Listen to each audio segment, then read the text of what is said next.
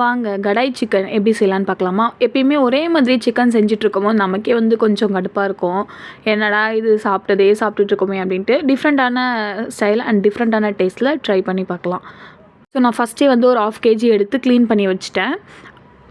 அதில் வந்து மஞ்சத்தூள், காரத்துக்கேற்ற red chilli powder and salt add பண்ணிவிட்டு நல்லா வந்து மிக்ஸ் பண்ணி விட்டுடலாம். அது நல்லா வந்து மேக்னேட் ஆகட்டும். லெமனும் வந்து இருந்தால் ஸ்குவீஸ் பண்ணி விட்டுக்கோங்க. என்கிட்ட லெமன் இல்லை, ஸோ அதனால் நான் வந்துட்டு லெமன் வந்து ஸ்குவீஸ் பண்ணல. நீங்கள் வந்து லெமன் ஸ்குவீஸ் பண்ணி விட்டுட்டு அது வந்து நல்லா வந்து மேக்னேட் ஆகட்டும். நம்ம சைடில் எடுத்து வச்சிடலாம். அதுக்கப்புறம் சைடில் வந்து ஒரு பேன் வச்சுட்டு பட்டை, சோம்பு, சீரகம், மிளகு, மல்லி, கிராம்பு அது இருந்தாலும் ஆட் பண்ணிக்கோங்க.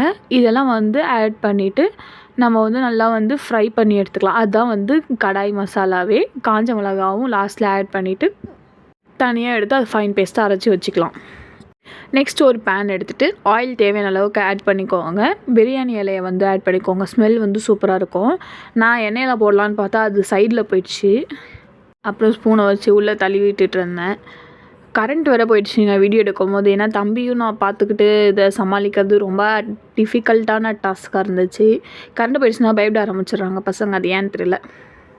நெய் வந்து ஆப்ஷனல் தான். உங்களுக்கு அந்த டேஸ்ட் பிடிச்சிருந்தா ஆட் பண்ணிக்கோங்க. நெய் வந்து ஒரு 1/2 டேபிள் ஆட் பண்ணிவிட்டு சீரகம் ஆட் பண்ணிக்கோங்க. சீரகம் நல்லா பொரிஞ்சு வந்ததுக்கப்புறமா சின்னதாக வந்து வெங்காயம் கட் பண்ணி வச்சுக்கணும். நான் வந்து பெரிய வெங்காயமாக இருந்ததால் 1 கட் பண்ணிக்கிட்டேன். மீடியமாக இருந்துச்சுன்னா ஒரு 1.5, சின்னதாக இருந்தால் ஒரு 2 அப்படி வந்து கட் பண்ணி வச்சுக்கோங்க.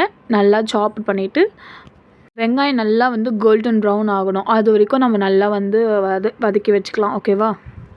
நெக்ஸ்ட் வந்து 2 பச்சை மிளகா, தக்காளியும் ஆட் பண்ணி நல்லா வதக்கி விட்டுட்டு அதுக்கப்புறம் சிக்கன் மேக்னேட் பண்ணி வச்சுருந்தோம் இல்லையா, அதை ஆட் பண்ணிவிட்டு நல்லா வந்து ஒரு 2 மினிட்ஸ் வந்து மிக்ஸ் பண்ணி விட்டுக்கலாம். நல்லா வந்து தக்காளி வெங்காயத்தோடு பைண்ட் ஆனதுக்கப்புறமா 1 டேபிள் ஸ்பூன் வெறும் மிளகாத்தூள், சால்ட்டு தேவையான அளவுக்கு ஆட் பண்ணிக்கோங்க.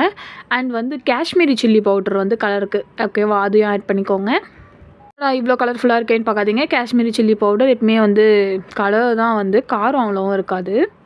ஸோ அதெல்லாம் போட்டு எண்ணெய் பிரிஞ்சு வந்ததுக்கப்புறமா வந்து கடாய் மசாலா இருக்கு இல்லையா, நம்ம ஃபஸ்ட்டு அரைச்சோம் இல்லையா, அந்த பேஸ்ட் வந்து ஆட் பண்ணி நல்லா வந்து மிக்ஸ் பண்ணி விட்டுக்கோங்க.